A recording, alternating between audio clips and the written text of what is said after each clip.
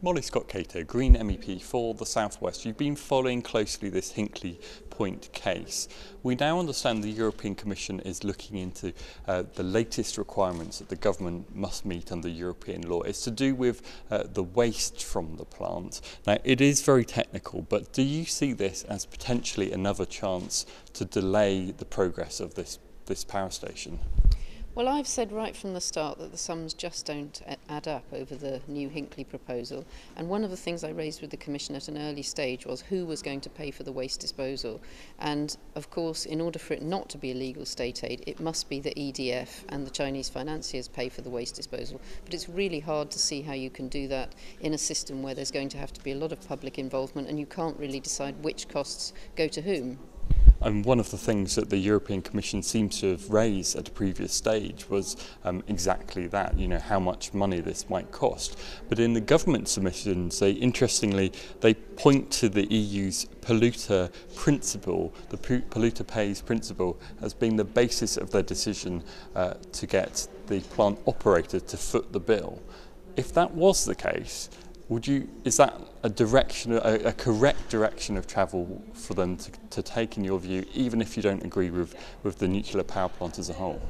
Well, the real question is, what is the cost of a nuclear power station? And there are a lot of costs that are very difficult to assess and actually that continue for 10,000 years, the half-life of the radioactive waste. So how can we possibly put that into a contract? And that's one of the reasons I think that this was a misguided project from the start. And I really think we shouldn't see either the risks of nuclear power or the costs of nuclear power offloaded onto British taxpayers.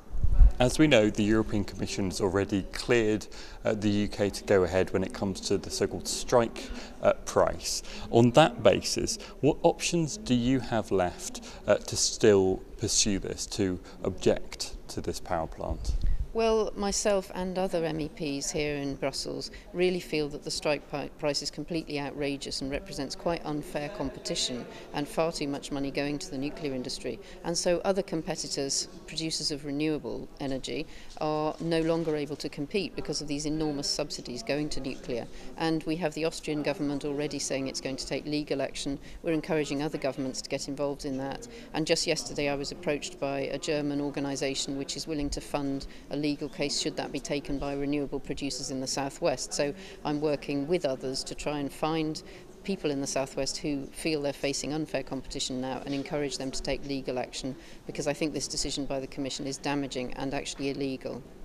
From your point of view and the point of view of your colleagues, Green colleagues out here in Europe, do you see Hinkley Point as rather a test case, that if it goes ahead, there are broader, wider implications than the considerable implications for the southwest of England?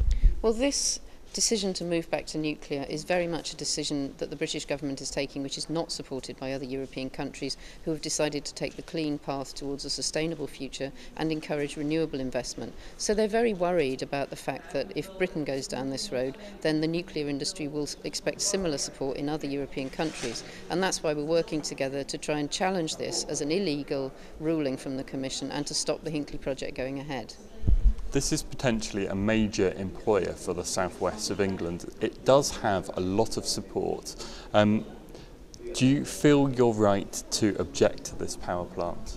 There are lots of studies that show that actually renewable generation creates more jobs per kilowatt hour than nuclear, and so the jobs argument does work on our side, and also it's just too much of a risk in terms of money and in terms of nuclear pollution. There are much better ways of creating jobs in the southwest. If we invest in Hinkley, we'll divert all that innovation that needs to happen in wave power, in wind power, and we won't be making the investments that we need to make for a clean energy future.